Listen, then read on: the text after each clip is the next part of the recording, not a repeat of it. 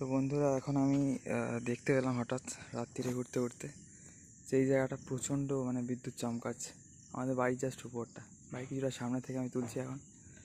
তো দেখলে বুঝতে পারবেন, একটুখানি জুম করলে হয়তো ভালোভাবে বোঝা যাবে ওই জায়গাটা যে কত সুন্দর বিদ্যুতের ছটাটা দেখা যাচ্ছে। দেখুন, এরকম আমি অনেকদিন আগে একবার শ্যুট করেছিলাম, পেয়েছিলাম। একটা জায়গা থেকেই বিদ্যুৎ চমকাচ্ছে বারবার। আজকে বিকেল থেকেই ওয়েদার খারাপ, এরকম হচ্ছে। বৃষ্টি পড়ছিল একটু, তারপর সন্ধ্যা থেকেই বিদ্যুৎ চমকাচ্ছে, মেঘ ডাকছে এবং টিপ টিপ বৃষ্টি পড়ছে। এখন আবার বিকেলের পরে এই যে দেখুন, কন্টিনিউ। আমি তো দেখলাম তার কতক্ষণ আগে থেকে হয়তো এরকম হচ্ছে এবং এখন ওইভাবে হয়ে যাচ্ছে। আমি গিয়ে ফোন নিয়ে আসলাম, এই যে দেখুন একটা অন্য সাইড থেকে দেখাচ্ছি যে হয়েই যাচ্ছে এরকম অল টাইম কন্টিনিউয়াসলি। সেই জন্যে আমি আজকে এখন ভিডিওটা বানালাম। দেখুন আপনারাও এরকম দেখেন কি না, আপনারাও এরকম এক্সপিরিয়েন্স করেন কি না বলবেন, ঠিক আছে?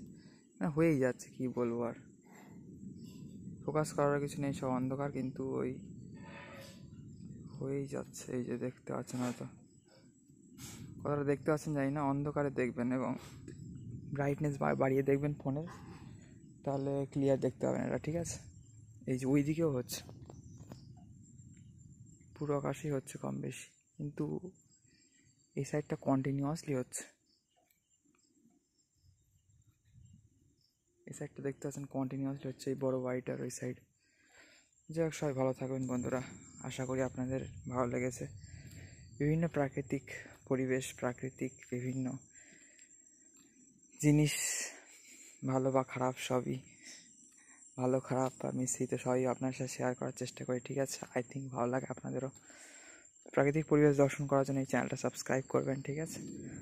ভিডিওটা লাইক করে শেয়ার করে দেবেন পারলে। সবাইকে বাই, সবাই খুব ভালো থাকবেন। রাধে রাধে, হরে কৃষ্ণ।